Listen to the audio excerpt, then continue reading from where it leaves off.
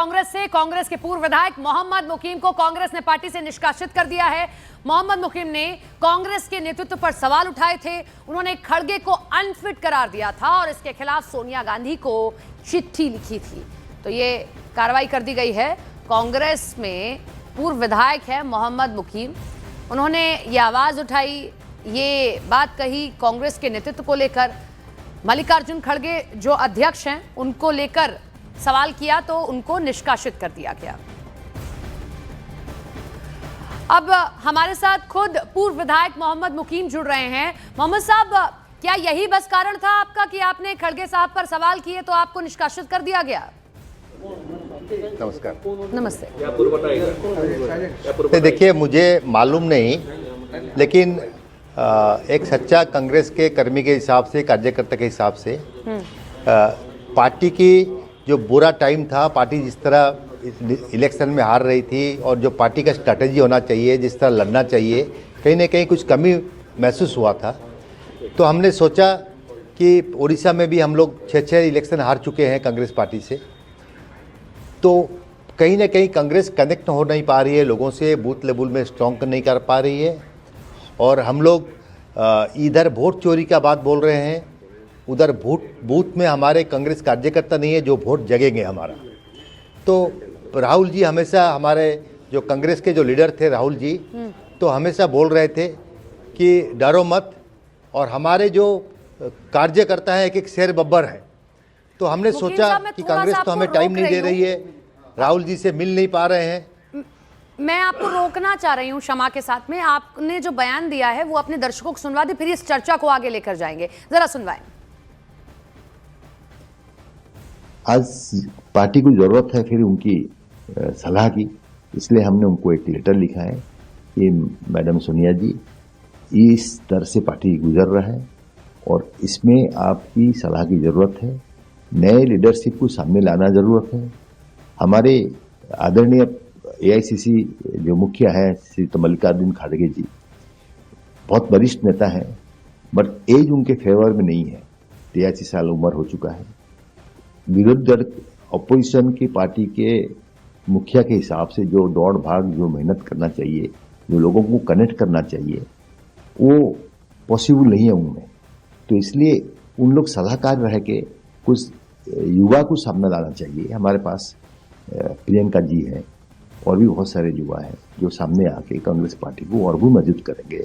Rahul ji CLP leader हैं, वो अपना रोल प्ले कर रहे हैं और कोई एक प्रेसिडेंट बन के अपना रोल प्ले करेगा। ये मेरा अपना जाति एक कांग्रेस का सच्चा वर्कर के हिसाब से सोनिया जी को अपील है।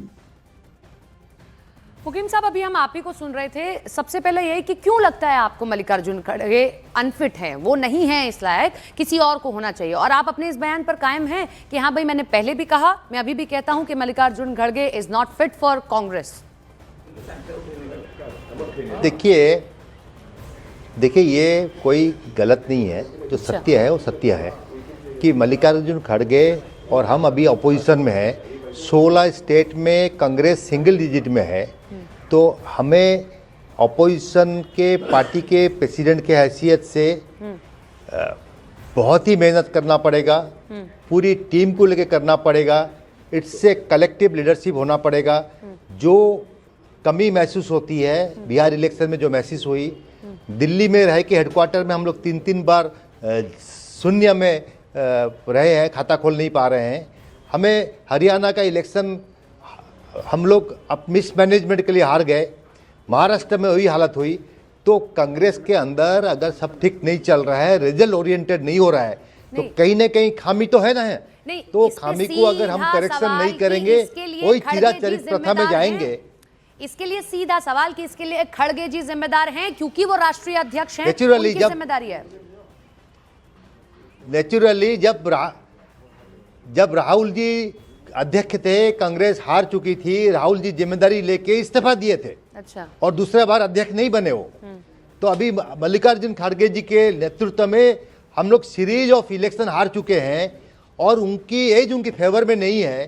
तो उन्हें खुद मशवरा देना चाहिए पार्टी में कि भैया एक नए युवक को सामने लाना पड़ेगा। अब देखिए, अदर पार्टी में जो बाकी का पार्टी है, जहां हम लड़ रहे थे आरजेडी के साथ बिहार में, वहाँ पे 33 साल का आरजेडी के जो यादव थे हमारे, वो लीडरशिप ले रहे थे। वहाँ पे मुलायम सिंह यादव के बेटे लीडरशिप ले रहे हैं, जो अभी यूपी में। हाल ही में नितिन तो आजकल नवीन को थोड़ा कार्यकारी राष्ट्रीय अध्यक्ष बना दिया गया बीजेपी की ओर से, और वो अगर आगे भी कंटिन्यू हो जाते हैं तो वो यंगेस्ट ऐसे अध्यक्ष होंगे, और नितिन नवीन एक अचानक से नाम निकल कर आया। आपको लगता है कि कांग्रेस के अंदर भी ऐसा होना चाहिए, या फिर जो सीएसी की मीटिंग में लोग बैठे होते हैं उन्हीं को बना दिया जाता है? आपको लगता है कांग्रेस में भी कोई ऐसा नया चेहरा आ जाना चाहिए? देखिए, इसलिए हम, मेरी जो लेटर गई हुई थी सोनिया जी के पास, इसी पर्पस में गई हुई थी कि हम अगर अपना सच नहीं खोलेंगे, डिस्कशन नहीं करेंगे, और हम जिस स्थिति में हैं उसको अगर करेक्शन नहीं करेंगे तो हम सुधर नहीं पाएंगे। And it's a grand old party, सबकी हक है ये पार्टी में। ये पार्टी हिंदुस्तान को स्वाधीनता दिया होता। अब अगर हम उस पार्टी को जानबूझ के एक एक बार करके एक स्टेट से हम हार रहे हैं, उसमें कुछ सुधार नहीं रहे हैं, तो ये सिर्फ लीडरों का नहीं है, ये करोड़ों कार्यकर्ता जो सालों साल से बाहर हैं, सरकार में नहीं आ पा रहे हैं, हर स्टेट में आप देख लीजिए सेवा नहीं कर पा रहे हैं लोगों का। कोई कार्यकर्ता कोई सरकार में नहीं आएगा तो लोगों का सेवा कर नहीं पाएगा ठीक ढंग से। तो बड़ी बात यह है कि आपने कार्यकर्ता होने के नाते जिम्मेदारी समझी, चिट्ठी लिख दी, आपकी बात को सुनना चाहिए था। मुझे खेद नहीं है, मुझे पार्टी से एक्सपेल कर दिया गया है, लेकिन मेरी बात वहां तक पहुंच गई है, और मेरी बात मैंने हैंडल पकड़ा दिया है सीडब्ल्यूसी मेंबर्स को इसके ऊपर चर्चा करने के लिए।